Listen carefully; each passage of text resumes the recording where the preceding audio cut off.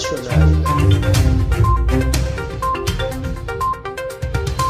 abonné leen ci suñu chaîne YouTube ngir jot saa su nekk ay xibaar yu wér te wóor aju ci réew mi ak ci bitim réew. Internautes de Seneinfo.net et Seneinfo International, bonjour, bienvenue au résumé des actualités de ce samedi 22 juillet 2020. Nous démarrons par les nouvelles du pays. Selon les informations de Libération Online, la douane du port de Dakar a saisi mercredi dernier 9 véhicules dissimulés dans 3 conteneurs provenant de ports européens. Cette saisie est le résultat d'enquêtes et d'investigations effectuées à la suite de celle de 12 véhicules réalisées en mi-juillet 2020, toujours au port de Dakar. Presque aphone depuis sa sortie de prison, Khalifa Sall se rappelle au bon souvenir des Sénégalais. Dans une audio rendue publique, l'ancien maire de Dakar évoque le coronavirus pour expliquer son silence et promet de reprendre ses activités politiques dans un avenir très proche. S'agissant de la situation du coronavirus au Sénégal, sur 1421 tests réalisés vendredi, il y a eu 130 nouveaux cas, dont 55 cas contacts et 2 cas importés et 73 cas issus de la transmission communautaire. 115 guéris ont été enregistrés hier et 38 cas graves étaient en réanimation. Un nouveau décès aussi a été enregistré. Au vendredi 21 août, 12 689 cas ont été déclarés positifs au Sénégal, dont 8 165 guéris, 262 décédés et 4 261 sous traitement.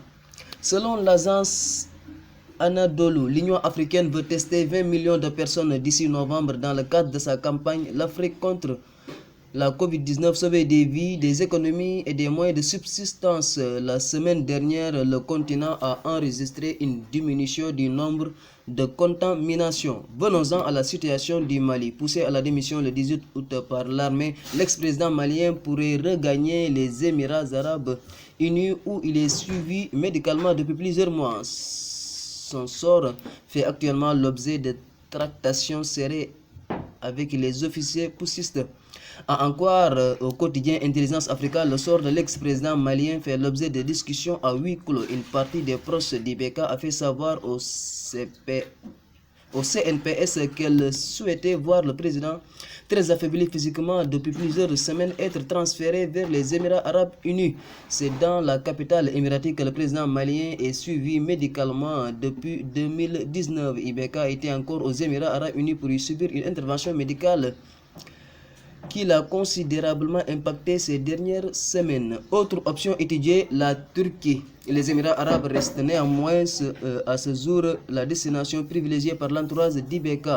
Au moins 2 capitales de la sous-région seraient par ailleurs elles aussi sur le point de proposer d'accueillir le chef d'État malien, et une mission de la CEDEAO devrait être prochainement déployée à Bamako à ce propos.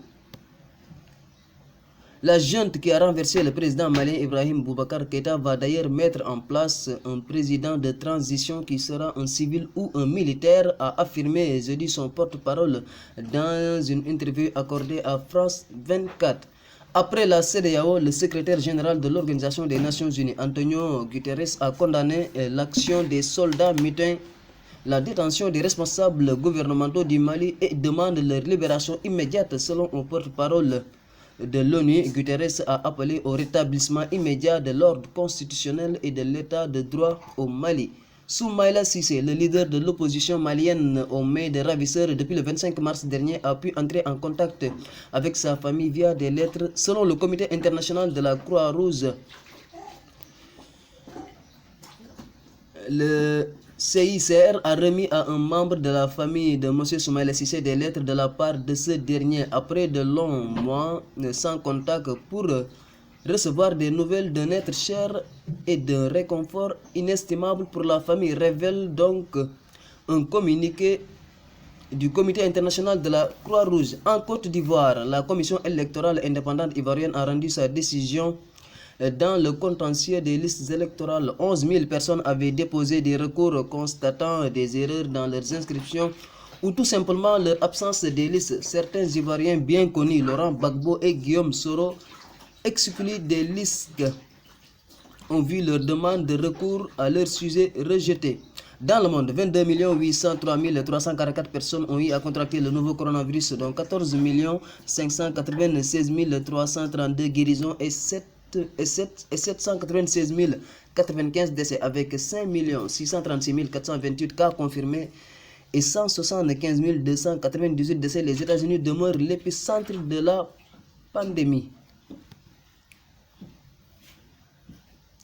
Le président Recep Tayyip Erdogan a annoncé vendredi la découverte historique en mer Noire d'un gisement gazier de 320 000 milliards de mètres cubes.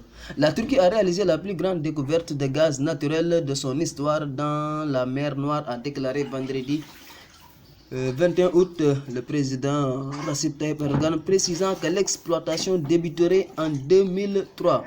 Nous terminons par le sport. Le FC Séville a remporté vendredi la 6e fois la finale de la Ligue Europa face à l'Inter de Milan sous le score de 3-2. Le club espagnol améliore ainsi son propre record de victoire en C3. C'était tout pour aujourd'hui. Merci de votre attention. SeneInfo International. abonné leen ci suñu chaîne YouTube ngir jot saa su nekk ay xibaar yu wér te wóor aju ci réew mi ak ci bitim réew. SeneInfo.net